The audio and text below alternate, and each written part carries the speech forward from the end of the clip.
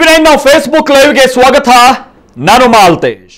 ಇವತ್ತಿನ ನಮ್ಮ ಫೇಸ್ಬುಕ್ ಲೈವ್ನ ಪ್ರಮುಖ ವಿಚಾರ ಅಂತ ಅಂದ್ರೆ ನೀವೆಲ್ಲರೂ ಮೊನ್ನೆಯಿಂದ ಗಮನಿಸ್ತಾ ಇರಬಹುದು, ನಾಳೆಯಿಂದ ಗ್ರಾಮ ಪಂಚಾಯತ್ ಚುನಾವಣೆ ಆರಂಭ ಆಗ್ತಾ ಇರುವಂತಹ ಈ ಸಂದರ್ಭದಲ್ಲಿ ಹಲವಾರು ಕಡೆ ಚುನಾವಣೆಯನ್ನ ಬಹಿಷ್ಕರಿಸ್ತಾ ಇರುವಂತದನ್ನ ಗಮನಿಸ್ತಾ ಇದ್ವಿ.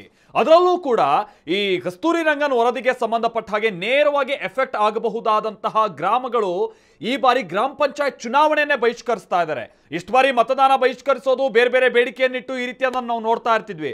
ಆದ್ರೆ ಈ ಬಾರಿ ಚುನಾವಣೆಯನ್ನೇ ಬಹಿಷ್ಕರಿಸ್ತಾ ಇದ್ದಾರೆ. ಅಂದ್ರೆ ಎಷ್ಟೋ ಕಡೆ ಯಾರೂ ಕೂಡ ಅಭ್ಯರ್ಥಿಗಳು ನಾಮಪತ್ರವನ್ನೇ ಸಲ್ಲಿಸಿಲ್ಲ.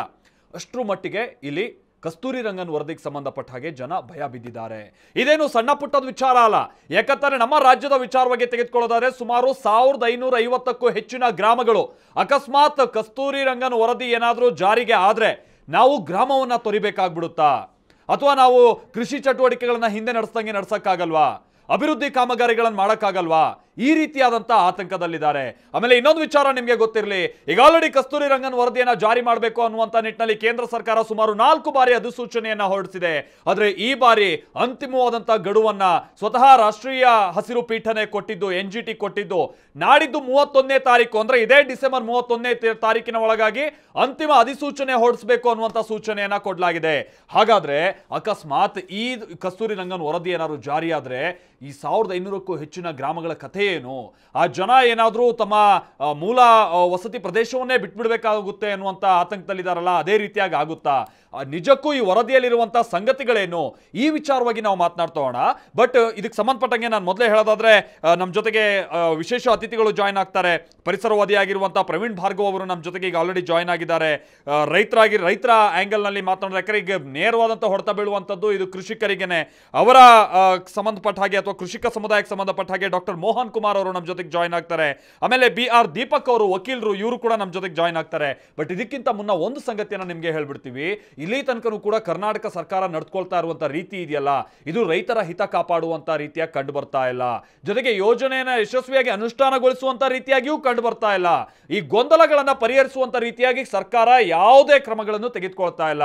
ಫಾರ್ ಎಕ್ಸಾಂಪಲ್ ನಾವು ಕೇರಳದ ವಿಚಾರವಾಗಿ ಬರೋದಾದ್ರೆ, ಯಾಕಂತಂದ್ರೆ ಒಟ್ಟು 6 ರಾಜ್ಯಗಳು ಒಳಪಡುತ್ತವೆ. ಅದರಲ್ಲಿ ಕರ್ನಾಟಕ, ಕೇರಳ, ತಮಿಳುನಾಡು, ಮಹಾರಾಷ್ಟ್ರ, ಗುಜರಾತ್, ಒಟ್ಟು 6 ರಾಜ್ಯಗಳ ಪೈಕಿ ಕೇರಳದ ನಾವು ಮಾದರಿಯನ್ನ ನಾವು ಗಮನಿಸಬೇಕು. ಯಾಕಂದ್ರೆ ಕೇರಳದಲ್ಲಿ ಕರ್ನಾಟಕಕ್ಕಿಂತ ಕಡಿಮೆ ಈ ವ್ಯಾಪ್ತಿಗೆ ಒಳಪಡುವಂಥದ್ದು. ಸುಮಾರು 13,108 ಚದರ ಕಿಲೋಮೀಟರ್ ಈ ವ್ಯಾಪ್ತಿಗೆ ಒಳಪಡುತ್ತೆ ಅಂತ ಕಸ್ತೂರಿ ರಂಗನ್ ವರದಿಯಲ್ಲಿ ಉಲ್ಲೇಖ ಇದೆ. ಬಟ್ ಕೇರಳ ಇದಕ್ಕೆ ಸಂಬಂಧಪಟ್ಟ ಹಾಗೆ ಮತ್ತೆ ಒಂದು ಸರ್ವೆ ಮಾಡುತ್ತೆ. ಮೂಲ ನಕ್ಷೆಯನ್ನ ಇಟ್ಕೊಂಡ್ಬಿಟ್ಟು ಈ ನೈಸರ್ಗಿಕ ಕಾಡು ಯಾವುದು, ರೈತರು ಬೆಳೆಸಿರುವಂತಹ ಕಾಡು ಯಾವುದು, ಕೃಷಿ ಭೂಮಿ ಯಾವುದು, ಆಮೇಲೆ ಈ ವರದಿಯಲ್ಲಿ ಏನಾದರೂ ತಪ್ಪು ಉಲ್ಲೇಖ ಆಗಿದೆ, ಇದನ್ನೆಲ್ಲವನ್ನ ನೋಡಿ 3,115 ಚದರ ಕಿಲೋಮೀಟರ್ ಇದು ಕಂಪ್ಲೀಟ್ ಆಗಿ ಜನವಸತಿ ಪ್ರದೇಶ ಇದೆ, ಇದನ್ನ ಹೊರಗಿಡಬೇಕು ಅಂತೇಳಿ ಕೇಂದ್ರಕ್ಕೆ ಅವರು ಮನವಿಯನ್ನ ಸಲ್ಲಿಸಿದಂತೇಳಿ ಕೇಂದ್ರ ಜೊತೆಗೆ ಹಸಿರು ಪೀಠ ಎಲ್ಲ ಒಪ್ಕೊಂಡಿದೆ. ಈ ಮುಖ್ಯವಾಗಿ ಕೇವಲ 9,993 ಚದರ ಕಿಲೋಮೀಟರ್ ಮಾತ್ರ ಈ ವ್ಯಾಪ್ತಿಗೆ ಒಳಪಡುವಂಥದ್ದು. ಆಮೇಲೆ ಅಲ್ಲಿನ ಸರ್ಕಾರ ಶಾಸಕರ ಮುಖೇನವಾಗಿ, ಜನಪ್ರತಿನಿಧಿಗಳ ಮುಖೇನವಾಗಿ, ಅಧಿಕಾರಿಗಳ ಮುಖೇನವಾಗಿ ಜನರಲ್ಲಿರುವಂಥ ಗೊಂದಲಗಳನ್ನ ಹೋಗಲಾಡಿಸುವಂತ ಕೆಲಸ ಮಾಡಿದ್ದಾರೆ. ಬಹಳಷ್ಟು ಸಭೆಗಳು ನಡೆಸಿದ್ದಾರೆ. ಮೂಲ ಈ ಪ್ರತಿಯನ್ನ ಮಲಯಾಳಂಗೆ ತರ್ಜುಮೆ ಮಾಡಿ ಅಲ್ಲಿನ ಜನರನ್ನ ಎಜುಕೇಟ್ ಮಾಡಿದ್ದಾರೆ.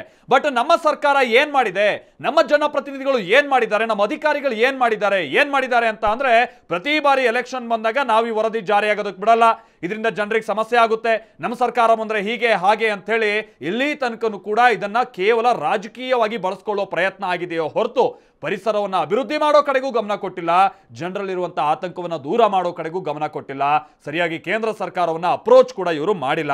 ಸೊ ಇದು ಇವತ್ತಿನ ನಮ್ಮ ಪ್ರಮುಖವಾದಂತಹ ಚರ್ಚಾ ವಿಚಾರ ಆಗಿರುತ್ತೆ. ನಮ್ಮ ಜೊತೆಗೆ ಮೊದಲಿಗೆ ಪ್ರವೀಣ್ ಭಾರ್ಗವ್ ಅವರು ನೇರ ಸಂಪರ್ಕದಲ್ಲಿ ಜಾಯ್ನ್ ಆಗ್ತಾ ಇದ್ದಾರೆ ನಮ್ಮ ಜೊತೆಗೆ. ಪ್ರವೀಣ್ ಭಾರ್ಗವ್ ಅವರೇ, ಈಗ ಆಲ್ರೆಡಿ ಹಸಿರು ಪೀಠ ನಾಡಿದ್ದು 31ನೇ ತಾರೀಕಿನ ಒಳಗಾಗಿ ಅಂತಿಮ ಅಧಿಸೂಚನೆಯನ್ನ ಹೊರಡಿಸಬೇಕು ಅಂತ ಕೇಂದ್ರ ಸರ್ಕಾರಕ್ಕೆ ಒಂದು ಸೂಚನೆ ಕೊಟ್ಟಿದೆ. ಕಸ್ತೂರಿ ರಂಗನ್ ವಿಚಾರಕ್ಕೆ ಸಂಬಂಧಪಟ್ಟ ಹಾಗೆ ಪಶ್ಚಿಮ ಘಟ್ಟ, ಅದರಲ್ಲೂ ಕೂಡ ಈ ಸೂಕ್ಷ್ಮ ಅರಣ್ಯ ಪ್ರದೇಶವನ್ನು ಉಳಿಸ್ಕೊಳ್ಬೇಕಾಗಿರುವಂತ ನಿಟ್ಟಿನಲ್ಲಿ ಈ ವರದಿಯ ಅನುಷ್ಠಾನ ಎಷ್ಟು ಮುಖ್ಯ, ಜೊತೆಗೆ ಸಾಧಕ ಬಾಧಕಗಳು ಏನು ಸರ್, ನಮಗೆ ವಿವರಿಸಬಹುದಾ?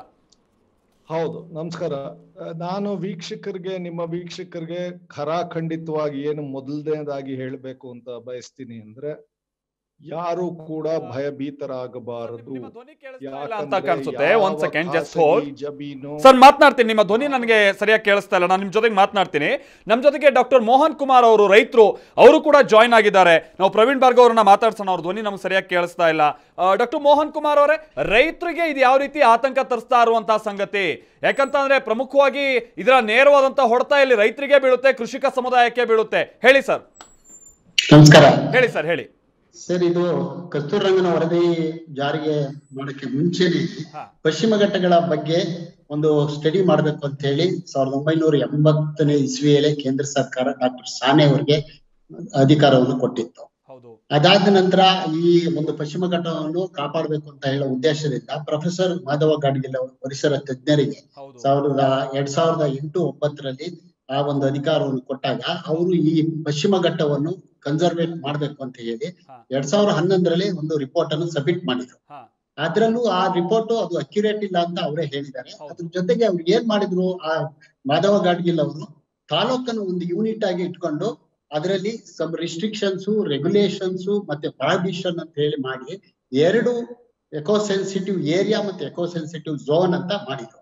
ಅದನ್ನು ತುಂಬಾ ಜನ ಒಪ್ಲಿಲ್ಲ, ರೈತರು ಇದೆಲ್ಲ ಒಂದು ವರದಿ ನಮಗೆ ಜಾರಿ ಆದ್ರೆ ಕಷ್ಟ ಆಗುತ್ತೆ ಅನ್ನೋ ಉದ್ದೇಶದಿಂದ ನಂತರ ಕೇಂದ್ರ ಸರ್ಕಾರ ಡಾಕ್ಟರ್ ಕಸ್ತೂರಿ ರಂಗನ್ ಅವರು ಒಬ್ಬ ಸ್ಪೇಸ್ ಸೈಂಟಿಸ್ಟ್, ಅವರಿಗೆ ಈ ಒಂದು ವರದಿಯನ್ನ ರಿವ್ಯೂ ಮಾಡಬೇಕು ಅಂತ ಹೇಳಿ ಆ ಒಂದು ಅಧಿಕಾರವನ್ನು ಕೊಟ್ಟಾಗ ಅವರು ತಾವು ಹೇಳಿದಂಗೆ 2013ರಿಂದ 2017ರವರೆಗೆ ಡ್ರಾಫ್ಟ್ ಗಳನ್ನ ಕೊಡ್ತಾರೆ. 2017 ಫೈನಲ್ ಮಾಡ್ತಾರೆ.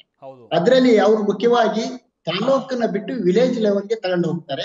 ಆ ವಿಲೇಜ್ ಅಲ್ಲಿ ಕಲ್ಚರಲ್ ಲ್ಯಾಂಡ್ಸ್ಕೇಪಿಂಗ್ ಮತ್ತೆ ನ್ಯಾಚುರಲ್ ಲ್ಯಾಂಡ್ಸ್ಕೇಪಿಂಗ್ ಅಂತ 2 ವಿಚಾರಗಳ ಮೇಲೆ ಹೆಚ್ಚು ಅವರು ಗಮನ ಹರಿಸಿ ಅದನ್ನ ಕೆಲವು ಹಳ್ಳಿಗಳಲ್ಲಿ ಏನು ಗ್ರಾಮವಾಸಿಗಳ ಪ್ರದೇಶ ಇದೆ ಅದು ಮತ್ತೆ revenue land, water bodies, forest in the villages ಮತ್ತೆ ಅಗ್ರಿಕಲ್ಚರ್ ಪ್ಲಾಂಟೇಶನ್ಸ್ ಅವುಗಳನ್ನ ಕರೆಕ್ಟ್ ಆಗಿ ಡಿಮಾರ್ಕೇಶನ್ ಮಾಡಿ ವರದಿಯನ್ನು ಜಾರಿ ಮಾಡಬೇಕು ಅಂತ ಹೇಳಿದ್ದಾರೆ. ಆದ್ರೆ ಇಲ್ಲಿ ಏನಾಗಿದೆ, ಸರ್ಕಾರಗಳು ಅವನ್ನ ಡಿಮಾರ್ಕೇಶನ್ ಮಾಡಿಲ್ಲ. ಟೋಟಲಿ ಒಟ್ಟಾಗಿ 20,668 ಚದರ ಕಿಲೋಮೀಟರ್ ಕರ್ನಾಟಕದಲ್ಲಿ ಬರುತ್ತೆ ಅಂತ ಹೇಳಿ ಅಷ್ಟೂ ಜಾಗವನ್ನ ನಾವು ಕಸ್ತೂರಿ ರಂಗನ ವರದಿಯನ್ನ ಜಾರಿ ಮಾಡ್ತೀವಿ ಅಂತ ಹೊರಟಿದ್ದಾರೆ. ಅದು ತಪ್ಪು. ಅವರು ರಿಸರ್ವ್ ಫಾರೆಸ್ಟ್ ನ ಬೇಕಾದ್ರೆ ಮಾಡ್ಲಿ, ರೆವಿನ್ಯೂ ಲ್ಯಾಂಡ್ ಕೆಲವು ಜಾಗದಲ್ಲಿ ಆ ಗ್ರಾಮಗಳಲ್ಲಿ ಗೋಮಾಳಗಳಿದಾವೆ, ಜೊತೆಗೆ ಆಸ್ಪತ್ರೆಗಳಿದಾವೆ, ದೇವಸ್ಥಾನಗಳಿದಾವೆ. ಅದನ್ನ ಅವರು ಈ ಒಂದು ಕಸ್ತೂರಿ ರಂಗನ ವರದಿಯೊಳಗೆ ಸೇರಿಸ್ಕೊಬಿಟ್ರೆ ಗ್ರಾಮಸ್ಥರಿಗೆ ತುಂಬಾ ತೊಂದರೆ ಆಗುತ್ತೆ. ಅದನ್ನ ಸರಿಯಾಗಿ ಈಗ ಸರ್ಕಾರ ಏನ್ ಮಾಡ್ಬೇಕು ಕೆಲಸ ಅಂತ ಹೇಳಿದ್ರೆ, ಗ್ರಾಮಗಳಿಗೆ ಸಮಿತಿಯನ್ನು ಕಳಿಸಿ ಗ್ರಾಮ ಪಂಚಾಯತಿ ಮಟ್ಟದಲ್ಲಿ ಅದು ಕೂತು ಚರ್ಚೆ ಮಾಡಿ ಗ್ರಾಮಗಳ ಒಂದು ಇದನ್ನ ಏನು ಗ್ರಾಮದ ಮ್ಯಾಪ್ ಅನ್ನ ಇಟ್ಕೊಂಡು ಗ್ರಾಮ ಮುಖಂಡಗಳ ಜೊತೆ ಕೂತು ಚರ್ಚೆ ಮಾಡಿದ್ರೆ ಅದು ಒಂದು ರೈತರಿಗಾಗ್ಲಿ ಬೇರೆಯವ್ರಿಗಾಗ್ಲಿ ನಾಗರಿಕರಿಗಾಗ್ಲಿ ಒಂದು ಅನುಕೂಲ ಆಗುತ್ತೆ. ಇದರಲ್ಲಿ ಭಾರಿ ದೊಡ್ಡ ತಪ್ಪು ಮಾಡಿರೋದು ಏನಂತ ಹೇಳಿದ್ರೆ, ಪಶ್ಚಿಮ ಘಟ್ಟದಲ್ಲಿ ಹೆಚ್ಚಾಗಿ ಪ್ಲಾಂಟೇಶನ್ಸ್ ಬರುತ್ತೆ. ತಮಗೆ ಗೊತ್ತಿರಂಗೆ ಈ ಪ್ಲಾಂಟೇಶನ್ ಅನ್ನ ಆ ಸ್ಟೇಕ್ ಹೋಲ್ಡರ್ಸ್ ಇವರು ಗಮನಕ್ಕೆ ತಗೊಳ್ಳದಲ್ಲೇ ವರದಿಯನ್ನು ಮಾಡಿದ್ದಾರೆ. ಕೊನೆಗೆ ಕಸ್ತೂರಿ ರಂಗನ ವರದಿಯಲ್ಲಿ ಒಂದ್ ಕಡೆ ಹೇಳ್ತಾರೆ, ಇದು ಈ ವರದಿಯೂ ಸಹ ಅಕ್ಯುರೇಟ್ ಇಲ್ಲ, ಇದ್ರಲ್ಲೂ ತಾವುಗಳು ಮಾಡಿಫಿಕೇಶನ್ ಮಾಡ್ಕೋಬಹುದು ಅಂತ ಹೇಳಿ ಅಲ್ಲೂ ಸಹ ಕಾಣಿಸಿದ್ದಾರೆ. ಹಾಗಾಗಿ ಸರ್ಕಾರಕ್ಕೆ ಬೇಕಾದಷ್ಟು ಅವಕಾಶಗಳಿದೆ. ಏನು ಅಂತ ಹೇಳಿದ್ರೆ ರೈತರಿಗೆ ಮತ್ತು ಬೆಳೆಗಾರರಿಗೆ ಏನು ತೊಂದರೆ ಆಗದಿದ್ದಂಗೆ ಮಾಡ್ಲಿಕ್ಕೆ ಅವಕಾಶ ಇದೆ. ಅದ್ರ ಬಗ್ಗೆ ಸರ್ಕಾರ ಗಮನ ಹರಿಸಬೇಕು ಅಂತ ಹೇಳಿ ನಾವು ಕರ್ನಾಟಕ ಬೆಳೆಗಾರ ಒಕ್ಕೂಟದಿಂದ ಮನವಿ ಮಾಡಿದ್ದೇವೆ. ಈಗಾಗಲೇ ಮುಖ್ಯಮಂತ್ರಿಗಳ ಹತ್ರ ಹೋಗಿದ್ದೇವೆ, ಸ್ಪೀಕರ್ ಹತ್ರ ಹೋಗಿದ್ದೇವೆ, ಮತ್ತೆ ಚೀಫ್ ಸೆಕ್ರೆಟರಿ ಹತ್ರ ಹೋಗಿ ಅವ್ರಿಗೆಲ್ಲ ಮನವರಿಕೆ ಮಾಡಿಕೊಟ್ಟಿದ್ದೀವಿ. ಅವ್ರು ಏನಿದ್ರು ನಮ್ಮ ಒಂದು ಸ್ಟೇಕ್ ಹೋಲ್ಡರ್ಸ್ ಅನ್ನ ಕರೆದು ಅದರಲ್ಲಿ ಸಭೆಯನ್ನು ಮಾಡಿ ನಂತರ ಈ ಕಸ್ತೂರಿ ರಂಗನ ವರದಿ ಜಾರಿ ಮಾಡೋದ್ರಲ್ಲಿ ನಮ್ದೇನು ಆಕ್ಷೇಪಣೆ ಇಲ್ಲ. ನಾವು ಅದಕ್ಕೆ ಪೂರ್ಣ ಬೆಂಬಲವನ್ನು ಕೊಡ್ತೇವೆ. ಅದು ಪೂರ್ಣ ನಾವು ವಿರೋಧ ಏನು ಮಾಡ್ತಾ ಇಲ್ಲ. ಹಾಗಾಗಿ ಸರ್ ಮಾತನಾಡ್ತೀನಿ.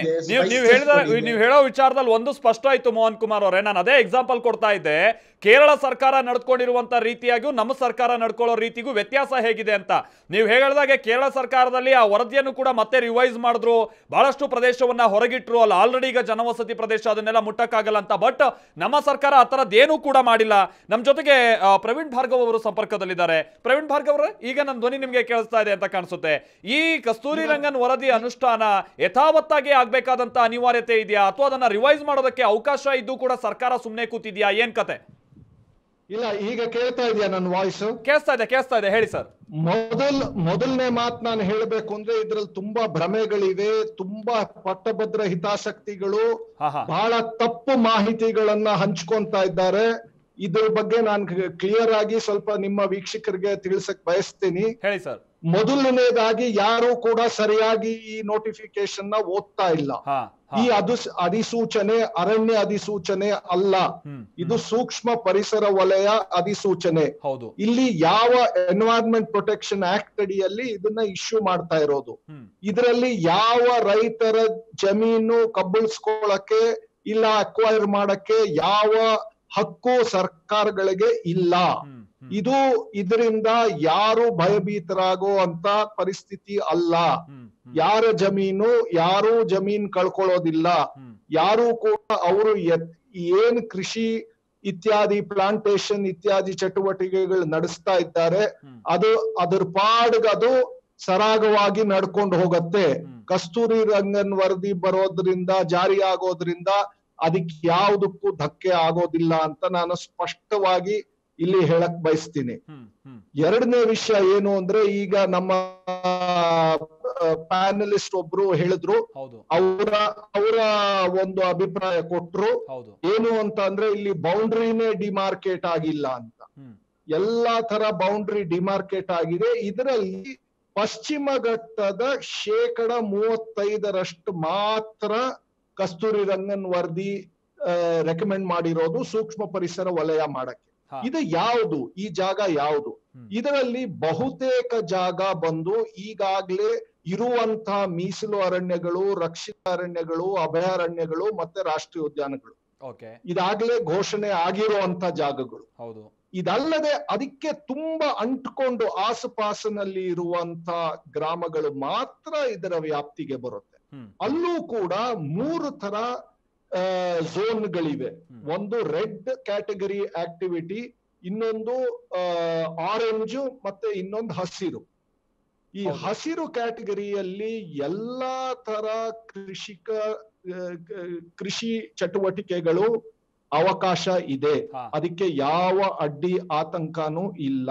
ಯಾರು ಭಯಭೀತರಾಗುವಂತ